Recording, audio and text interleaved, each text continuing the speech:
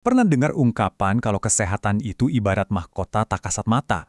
Kita sering banget baru sadar ada mahkota itu di kepala kita, justru pas kita lagi jatuh sakit kan?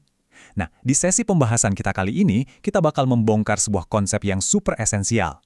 Kita akan melihat bagaimana tubuh kita ini sebenarnya adalah sebuah amanah, sebuah titipan ilahi yang wajib banget kita rawat secara aktif sebagai bentuk rasa syukur sejati. Yuk, langsung aja kita bedah konsepnya. Biar gampang, ini peta perjalanan kita hari ini. Kita bakal mulai dari melihat kesehatan sebagai bentuk syukur, lalu membahas pencegahan ala pengobatan Nabi, masuk ke sains di balik detoks tubuh, ngebahas aturan piring seimbang, pentingnya gerak dan tidur, sampai akhirnya menyatukan semuanya dalam harmoni holistik. Oke, kita masuk ke bagian pertama nih, kesehatan dan syukur. Gimana sih cara kita memperlakukan amanah dari Sang Pencipta? Coba kita resapi kutipan dari surah Al-Baqarah ayat 195 ini. Perintahnya jelas banget, jangan merusak diri sendiri. Kalau kita tarik ke kehidupan sehari-hari, ini tuh langsung nyambung sama pilihan-pilihan kecil yang kita buat. Kebiasaan kayak merokok, atau mungkin hobi banget makan junk food setiap hari. Secara spiritual, itu sebenarnya dilarang. Kenapa? Ya karena itu sama aja kita lagi merusak amanah tubuh yang udah dititipkan ke kita. Yang bikin takjub adalah, kalau kita sandingkan, dua dunia ini tuh beneran sejalan. Di satu sisi, kita punya konsep Islam kayak makosyid syariah, khususnya pilar hifzun nafs atau menjaga jiwa. Di sisi lain, dunia medis modern punya yang namanya perawatan kesehatan preventif. Pengobatan ala Nabi atau tib nabawi pada dasarnya adalah cetak biru untuk holistic well-being atau kesejahteraan menyeluruh yang justru lagi gencar-gencarnya dipromosikan sama ilmu kedokteran modern saat ini. Lanjut ke bagian 2, pencegahan ala Nabi, atau yang dikenal dengan konsep at-tib al-wiqai. Inti dari konsep ini adalah kedokteran preventif. Dalam tradisi Islam ada satu petunjuk yang luar biasa banget. Dikatakan, larilah dari penyakit kusta sebagaimana kamu lari dari singa. Coba bayangin kamu lagi dikejar singa, pasti lari sekuat tenaga kan? Nah, ini bukan sekedar kiasan puitis. Ini adalah dorongan super kuat supaya kita itu proaktif. Memprioritaskan pencegahan jauh sebelum penyakit itu datang adalah bentuk tertinggi dari rasa syukur kita terhadap tubuh. Nah, sekarang di bagian 3, kita bakal ngomongin science detox. Gimana sih cara tubuh membersihkan dirinya sendiri secara alami? Tubuh kita itu ibarat punya mesin pembersih otomatis yang super canggih. Hati dan ginjal adalah mesin utamanya.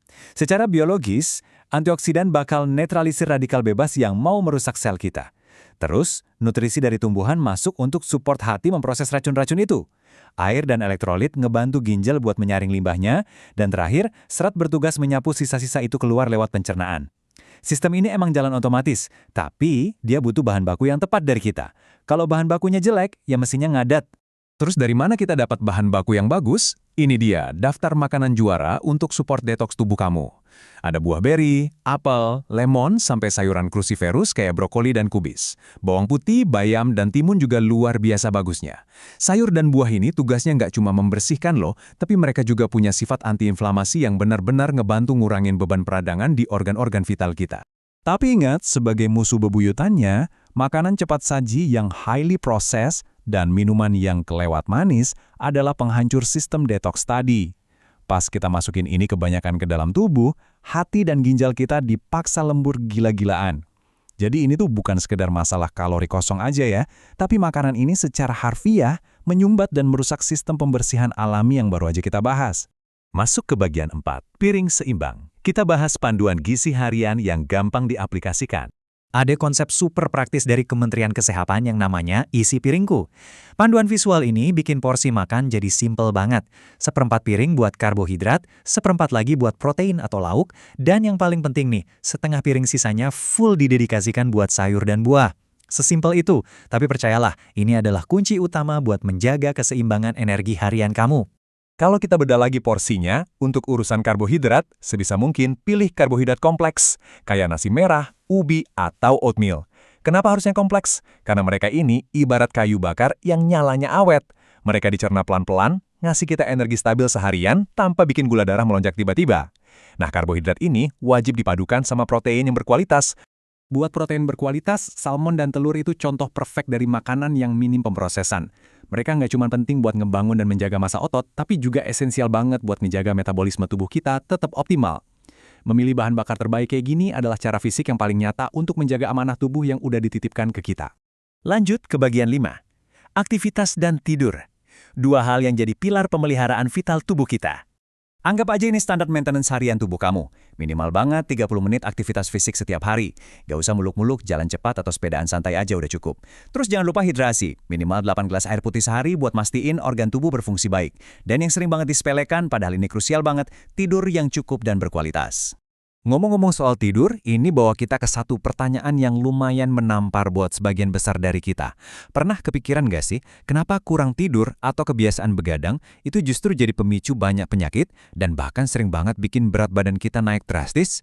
Jawabannya ada pada apa yang secara spiritual kita sebut sebagai hak tubuh. Dulu, Nabi pernah menegur seorang sahabatnya yang saking semangatnya, dia memforsir diri buat terus-terusan ibadah semalaman suntuk.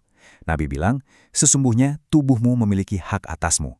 Secara biologis, kalau kita merampas hak tidur ini, metabolisme kita bakal kacau balau.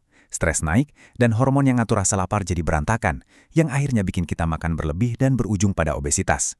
Jadi, istirahat itu beneran bagian dari ibadah pemeliharaan loh. Akhirnya, kita sampai di bagian 6, harmoni holistik. Saatnya menyatukan sains medis dan nilai spiritual. Ada sebuah hadis indah yang bilang kalau mukmin yang kuat itu lebih baik dan lebih dicintai daripada mukmin yang lemah. Menjaga kesehatan jasmani dan rohani itu terbukti bukan cuma sekedar urusan duniawi semata. Kesehatan adalah pondasi supaya kita bisa beribadah dengan lebih khusyuk, punya pikiran yang jernih, dan tentunya bisa berkontribusi lebih banyak buat orang-orang di sekitar kita. Ini adalah investasi beneran buat masa depan kita.